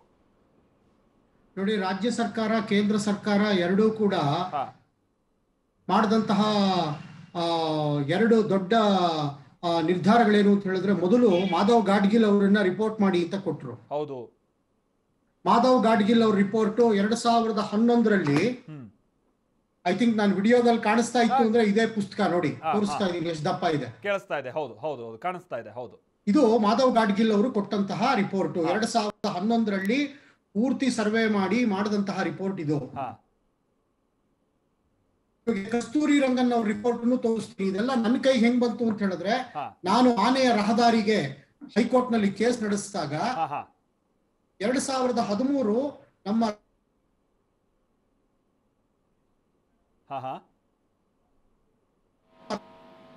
ಕಸ್ತೂರಿ ರಂಗನ್ ಅವರ ರಿಪೋರ್ಟ್ ಏನಕ್ಕೆ ತೋರಿಸ್ತಾ ಇದ್ದೀನಿ ಅಂತ ಹೇಳಿದ್ರೆ, ಎರಡು ರಿಪೋರ್ಟ್ ನಲ್ಲೂ ಕೂಡ ಇನ್ವಾಲ್ವ್ ಆಗಿರುವಂತಹ ಗ್ರೂಪ್ ಮೆಂಬರ್ಸ್ ಯಾರಿದ್ದಾರೆ. ಇವಾಗ ಕಸ್ತೂರಿ ರಂಗನ್ ಅವ್ರ ರಿಪೋರ್ಟ್ ತಗೊಳ್ಳೋಣ. ಅದರಲ್ಲಿ ಒಬ್ರು ಚೇರ್ಮನ್ ಇಂಡಿಯನ್ ಸ್ಪೇಸ್ ರಿಸರ್ಚ್, ಒಬ್ರು ಬಾಟ್ನಿ ಪ್ರೊಫೆಸರ್, ಒಬ್ರು Delhi school of economics professor, ಒಬ್ರು ಎಜುಕೇಶನಲಿಸ್ಟ್, ಅರ್ತ್ ಅಬ್ಸರ್ವೇಟರ್, ಇನ್ನೊಬ್ರು ಇನ್ಸ್ಟಿಟ್ಯೂಟ್ ಆಫ್ ಗ್ಲೋಬಲ್ ವಾರ್ಮಿಂಗ್. ಯಾರು ಕೂಡ ಅಗ್ರಿಕಲ್ಚರ್ ಅನ್ನ ರೆಪ್ರೆಸೆಂಟ್ ಮಾಡಕ್ಕೆ ಅಥವಾ ಒಬ್ಬ ಕೃಷಿಯನ್ನ ಅವಲಂಬಿಸಿರುವಂತಹ ವ್ಯಕ್ತಿ ಯಾರು ಇಲ್ಲ ಇದರಲ್ಲಿ. ಎಕ್ಸಾಕ್ಟ್ಲಿ. ಆಮೇಲೆ ಇದರಲ್ಲಿ ನಮ್ಮ ಮಾಧವ್ ಗಾಡ್ಗಿಲ್ ಅವ್ರ ರಿಪೋರ್ಟ್ ನಲ್ಲಿ ನಾವು ನೋಡ್ತು ಅಂತ ಹೇಳಿದ್ರೆ, ಒಬ್ರು ಎಕಾಲಜಿಸ್ಟ್, ಒಬ್ರು ಮಾತ್ರ KN ಗಣೇಶಯ್ಯ ಅಂತ ಹೇಳಿ ಅವರು ಅಗ್ರಿಕಲ್ಚರಲ್ ಸೈನ್ಸಸ್ ಅನ್ನ ರೆಪ್ರೆಸೆಂಟ್ ಮಾಡಿದ್ರು ಮೆಂಬರ್. ಆದ್ರೆ ಇಡೀ ರಿಪೋರ್ಟ್ ಓದಿದ್ರೆ ಅವ್ರದ್ದು ಯಾವುದೇ ರೀತಿಯಾದಂತಹ ಒಂದು ರೈಟ್ ಅಪ್ ಇಲ್ಲ ಅದರಲ್ಲಿ.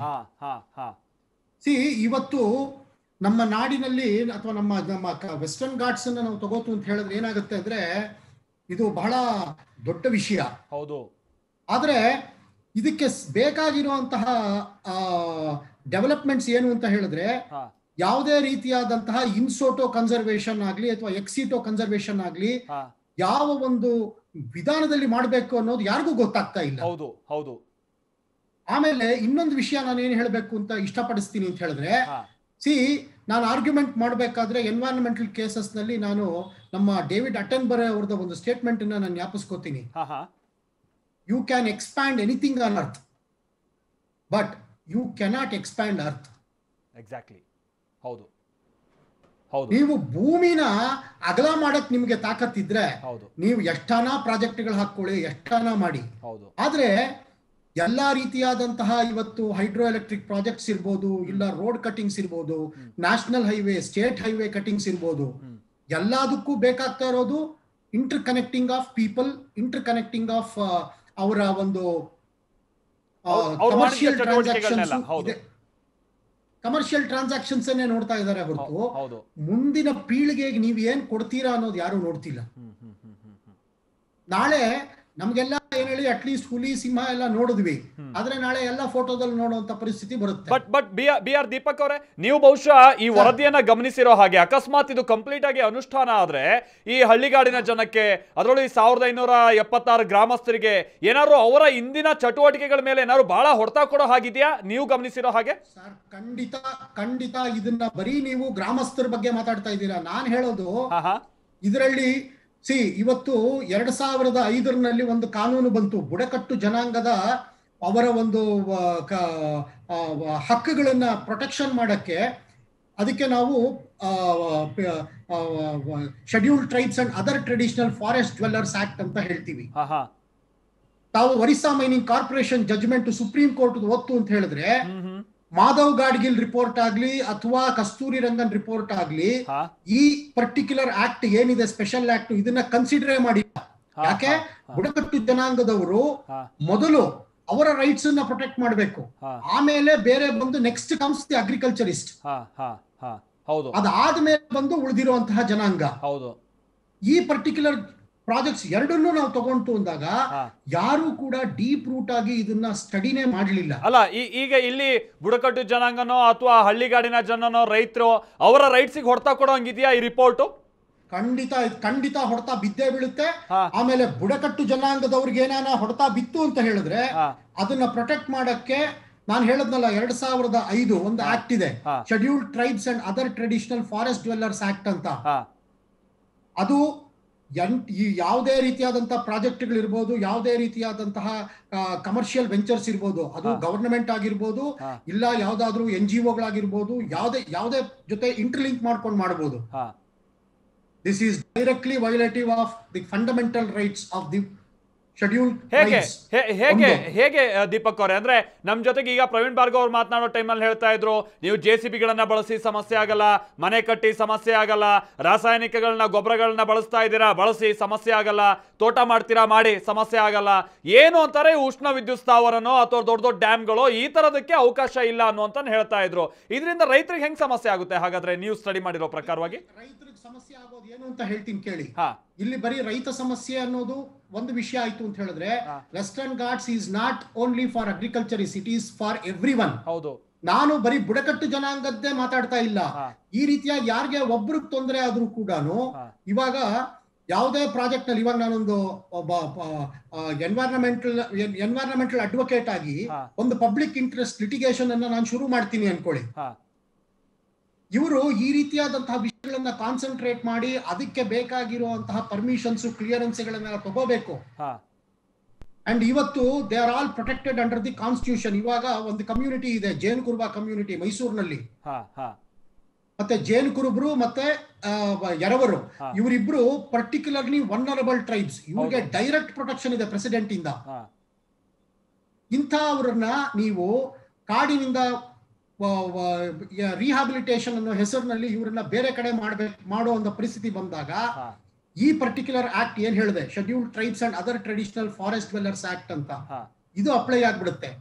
ವೆಸ್ಟರ್ನ್ ಘಾಟ್ಸಿನ ಯಾವುದೇ ಮೂಲೆನಲ್ಲಾದ್ರೂ, ಇವತ್ತು ಕೊಡಗಿನಲ್ಲೂ ಇರ್ಬೋದು, ಅಥವಾ ಇದು ಗುಂಡಿಯಾದಲ್ಲಿರ್ಬೋದು, ಅಥವಾ ಇದು ಗುಜರಾತ್ ನಲ್ಲಿ ಇರ್ಬೋದು, ಎಲ್ಲಿ ಹೋದ್ರೂ ಕೂಡ ನಿಮಗೆ ಈ ಬುಡಕಟ್ಟು ಜನಾಂಗದ ಒಂದು ಎಕ್ಸಿಸ್ಟೆನ್ಸ್ ಇದ್ದೇ ಇದೆ. ಹೌದು. And one more thing is, ಇದು ಬರೀ ಅಗ್ರಿಕಲ್ಚರಲ್ ಪ್ರಾಬ್ಲಮ್ ಅಂತ ಅಲ್ಲ, ಅಲ್ಲಿಂದ ಒಕ್ಲೆಪ್ಸೋದು ಈ ತರದ್ ಯಾವ್ದು ಪ್ರಕ್ರಿಯೆನೇ ನಡೆಯಲ್ಲ ಅಂತ ಹೇಳ್ತಾರಲ್ಲ ಇವರು. ಒರಿಸ್ಸಾ ಮೈನಿಂಗ್ ಕಾರ್ಪೊರೇಷನ್ ಜಡ್ಜ್ಮೆಂಟ್ ಓದಿ ನೀವು, ಸುಪ್ರೀಂ ಕೋರ್ಟ್ದು.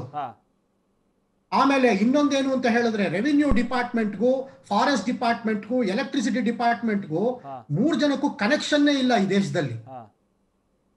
ರೆವಿನ್ಯೂ ಡಿಪಾರ್ಟ್ಮೆಂಟ್ ಕೆಲಸಗಳನ್ನೇ ಮಾಡುತ್ತೆ, ಆದ್ರೆ ಫಾರೆಸ್ಟ್ ಡಿಪಾರ್ಟ್ಮೆಂಟ್ ಲ್ಯಾಂಡ್ಸ್ ಅನ್ನ ರೆವಿನ್ಯೂ ಡಿಪಾರ್ಟ್ಮೆಂಟ್ ನವ್ರು ತಗೊಂಡಾಗ ಯಾವ ರೀತಿ ತಗೋತಾರೆ, ಅದಕ್ಕೆ ಪ್ರೊಸೀಜರ್ಸ್ ಬೇಕು. ಇವತ್ತು ಒಂದು ಜಡ್ಜ್ಮೆಂಟ್ ಇದೆ ಸುಪ್ರೀಂ ಕೋರ್ಟ್, ಹೇಳ್ತೀನಿ ಕೇಳಿ. ರೆವಿನ್ಯೂ ಡಿಪಾರ್ಟ್ಮೆಂಟ್ ನವರು ಫಾರೆಸ್ಟ್ ಲ್ಯಾಂಡ್ ಅನ್ನ ತಮ್ಮ ಲ್ಯಾಂಡು ಅಂತ ಹೇಳಿದ್ರೆ, ಅದಕ್ಕೇನ ಕೃಷಿಕರಿಗೆ ಕೃಷಿ ಪಾಸ್ ಪುಸ್ತಕ ಅಥವಾ RTCಗಳು ಕೊಡ್ತು ಅಂತ ಹೇಳಿದ್ರೆ, ಸುಪ್ರೀಂ ಕೋರ್ಟ್ ಹೇಳುತ್ತೆ ಕ್ಲಿಯರ್ ಆಗಿ, ಆ ತರ ಕೊಟ್ಟಿರುವಂತಹ ಪೇಪರ್ಸ್ಗೆ ಬೆಲೆನೇ ಇಲ್ಲ ಅಂತ ಹೇಳುತ್ತೆ. ಈ ಮಟ್ಟದಲ್ಲಿ ನಡೀತಾ ಇರ್ಬೇಕಾದ್ರೆ ಈ ತರ ಪ್ರಾಜೆಕ್ಟ್ಸ್ ಮಾಡೋರು, ಒಬ್ಬ ಅಡ್ವೊಕೇಟ್ ಅಥವಾ ಒಬ್ಬ ಎನ್ವೈರನ್ಮೆಂಟಲ್ ಲೀಗಲ್ ಇಶ್ಯೂಸ್ ನ ತಿಳ್ಕೊಂಡಿರೋರು, ಅವ್ರುಗಳನ್ನ ಇನ್ವಾಲ್ವ್ ಮಾಡ್ಕೋಬೇಕು. ಬಟ್ ಈಗ ನಮ್ಮ ಸರ್ಕಾರಕ್ಕೆ, ಈಗ ನಮ್ಮ ರಾಜ್ಯ ಸರ್ಕಾರಕ್ಕೆ ಈಗಿರುವಂತ ದಾರಿ ಏನ್ ಹಾಗಾದ್ರೆ? ರೈತರನ್ನ ಕನ್ವಿನ್ಸ್ ಮಾಡೋದು ಅಥವಾ ಆ ಭಾಗದ ಜನರನ್ನ ವಿಶ್ವಾಸಕ್ಕೆ ತೆಗೆದುಕೊಳ್ಳೋಕೆ ಹೇಗೆ ಅವಕಾಶ ಇದೆ ಈಗ? ರಾಜ್ಯ ಸರ್ಕಾರಕ್ಕೆ ನಿಜವಾಗ್ಲೂ ಒಂದು ಒಳ್ಳೆ ದಾರಿ ಬೇಕು ಅಂತ ಹೇಳಿದ್ರೆ ಅವರು ಏನು ಕಾನ್ಸ್ಟಿಟ್ಯೂಷನ್ ಅಲ್ಲಿ article 48A of the Indian constitution ಏನು ಎನ್ಶ್ರೈನ್ ಮಾಡುತ್ತೆ ಸ್ಟೇಟ್ ಮೇಲೆ, ಆ 48A of the Indian constitution ಅನ್ನ ಅವರು ಕರೆಕ್ಟ್ ಆಗಿ ಫಾಲೋ ಮಾಡ್ಬೇಕಷ್ಟೇ. ಅಂಡ್ ಒನ್ ಮೋರ್ ಥಿಂಗ್, ಇವ್ರು ಎಲ್ಲರೂ ಕೂಡ ಒಂದು ನಮ್ಮ ದೇಶದಲ್ಲಿ ನಾವು ಮರ್ತಿರೋದೇನು ಅಂತ ಹೇಳಿದ್ರೆ ಫಂಡಮೆಂಟಲ್ ರೈಟ್ಸ್ ನ ಎಂಜಾಯ್ ಮಾಡ್ತೀವಿ, ಫಂಡಮೆಂಟಲ್ ಡ್ಯೂಟೀಸ್ ಯಾರಿಗೂ ಬೇಡ. ಬರೀ ಮಾವನಹಣ್ಣು ಬೇಕು, ಬಿಟ್ಟಿ ಮಾವನಹಣ್ಣು ಬೇಕಷ್ಟೇ. ಆರ್ಟಿಕಲ್ 51AG ಏನ್ ಹೇಳುತ್ತೆ ಅಂತ ಹೇಳಿದ್ರೆ ಇದು ಪ್ರತಿಯೊಬ್ಬ ನಾಗರಿಕನ ಕರ್ತವ್ಯ ಏನು ಅಂತ ಹೇಳಿದ್ರೆ ಫಂಡಮೆಂಟಲ್ ಡ್ಯೂಟಿ. ತನ್ನ ಇಟ್ ಸೇಸ್ ಏನ್ ಹೇಳುತ್ತೆ ಅಂದ್ರೆ, ನಾನು ಅದನ್ನ ಇಂಗ್ಲಿಷ್ ನಲ್ಲೇ ಹೇಳ್ತೀನಿ ನಿಮ್ಗೆ.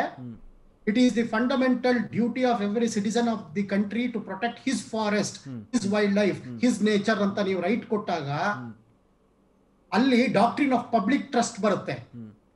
ಡಾಕ್ಟ್ರಿನ್ ಆಫ್ ಪಬ್ಲಿಕ್ ಟ್ರಸ್ಟ್ ಅಂತ ಹೇಳಿದ್ರೆ government is just the custodian of the property, it is not the owner of the property. ನಾನು ತಮಗೆ ಸ್ಪಷ್ಟವಾಗಿ ಹೇಳಬೇಕು ಅಂತ ಹೇಳಿದ್ರೆ, ಇವತ್ತೊಂದು ಪ್ರಾಜೆಕ್ಟ್ ನ ಗವರ್ನಮೆಂಟ್ ಇಂಪ್ಲಿಮೆಂಟ್ ಮಾಡ್ತಾರೆ, ಅದು ಪಾಪ ಅವ್ರು ಅನ್ಕೋತಾರೆ ಇದು ಬೆನಿಫಿಟ್ ಆಗ್ಬೇಕು ಅಂತಾನೆ ಅವರು ಇಂಪ್ಲಿಮೆಂಟ್ ಮಾಡೋದು. ಆದ್ರೆ ಆ ಬೆನಿಫಿಟ್ ಆಗಕ್ ಮುಂಚೆ ಅದರಿಂದ ಪರಿಸರಕ್ಕೆ ಇಂಪ್ಯಾಕ್ಟ್ ಎಷ್ಟಿದೆ ಅನ್ನೋದಕ್ಕೆ ಇಂಪ್ಯಾಕ್ಟ್ ಅಸೆಸ್ಮೆಂಟ್ ರಿಪೋರ್ಟ್ ತಗೋಬೇಕು. ಇಂಪ್ಯಾಕ್ಟ್ ಅಸೆಸ್ಮೆಂಟ್ ರಿಪೋರ್ಟ್ಸ್ ಕೊಡಕ್ಕೆ ಯಾವ್ಯಾವ ಡಿಪಾರ್ಟ್ಮೆಂಟ್ ಇದೆ ಗೊತ್ತಾ? ಗ್ಲೋಬಲ್ ವಾರ್ಮಿಂಗ್ ಡಿಪಾರ್ಟ್ಮೆಂಟ್ ಇದೆ, ಆಮೇಲೆ ನಿಮಗೆ ಕ್ಲೈಮೇಟ್ ಚೇಂಜ್ ಡಿಪಾರ್ಟ್ಮೆಂಟ್ ಇದೆ, ಫಾರೆಸ್ಟ್ರಿ ಇದೆ, ಆಮೇಲೆ MOF ಕ್ಲೈಮೇಟ್ ಚೇಂಜ್ ಅಲ್ಲದೆ ಅರ್ತ್ ಅಬ್ಸರ್ವೇಟರ್ಸ್ ಅಂತ ಇದ್ದಾರೆ, ಅದೊಂದು ಡಿಪಾರ್ಟ್ಮೆಂಟ್ ಇದೆ. ಸೊ ಓವರಾಲ್ ಆಗಿ BR ದೀಪಕ್ ಅವರೇ, ಇದು ಸರ್ಕಾರ ಏನೋ ಸರಿಯಾಗಿ ಕೂಲಂಕುಷವಾಗಿ ಯೋಚನೆ ಮಾಡದೆ ಹೇರೋಕ್ ಹೋದ್ರೆ ಸಮಸ್ಯೆ ಆಗುತ್ತೆ ಅಂತ ನೀವು ಹೇಳ್ತಾ ಇರೋದು? ಖಂಡಿತ ಸಮಸ್ಯೆ ಅಲ್ಲ. ಹಲವಾರು ರಿಟ್ ಪಿಟಿಷನ್ಸ್ ಫೈಲ್ ಆಗುತ್ತೆ. ಕೋರ್ಟಲ್ ನಂಬರ್ 1 ಗ್ರೀನ್ ಬೆಂಚ್ ಮುಂದೆ ದಯವಿಟ್ಟು ತುಂಬಾ ಅಂದ್ರೆ ತುಂಬಾ ಪ್ರೆಷರ್ ಬಿಲ್ಡಪ್ ಆಗುತ್ತೆ. ಪಾಪ ಈಗಿರುವಂತ ಚೀಫ್ ಜಸ್ಟಿಸ್ ಈ ಪ್ಯಾಂಡಮಿಕ್ ಸಿಚುವೇಶನ್ಸ್ ಅಲ್ಲದೆ ನಮ್ಮ ಕರ್ನಾಟಕ ಉಚ್ಚ ನ್ಯಾಯಾಧೀಶರು ಮತ್ತೆ ನಮ್ಮ ಮ್ಯಾಜಿಸ್ಟ್ರೇಟ್ಸ್ ನಮ್ಮ ಎಲ್ಲರೂ ಕೂಡ ಜುಡಿಷರಿ ಮೇಲೆ ತುಂಬಾ ಪ್ರೆಷರ್ ಆಗುತ್ತೆ. Okay, thank you BR Deepak ಅವರೇ. ಇಷ್ಟೊತ್ತು ನಮ್ಮ ಜೊತೆಗೆ ಜಾಯ್ನ್ ಆಗಿ ಕಾನೂನಾತ್ಮಕವಾಗಿ ಸರ್ಕಾರ ಏನ್ ಮಾಡಬಹುದು ಅನ್ನೋದನ್ನ ವಿವರಿಸಿದ್ರಿ, ಜನರಿಗೂ ಹೇಗೆ ಸಮಸ್ಯೆ ಆಗುತ್ತೆ ಅನ್ನೋದನ್ನ ಹೇಳಿದ್ರಿ. ಡಾಕ್ಟರ್ ಮೋಹನ್ ಕುಮಾರ್ ಅವರೇ, ತಮಗೂ ಕೂಡ ಧನ್ಯವಾದ. ಬಹಳ ಸವಿವರವಾಗಿ ವಿವರಿಸಿದ್ರಿ ರೈತರಿಗೆ ಹೆಂಗೆ ಆತಂಕ ಇದೆ ಅನ್ನೋ ಸಂಗತಿಯನ್ನ.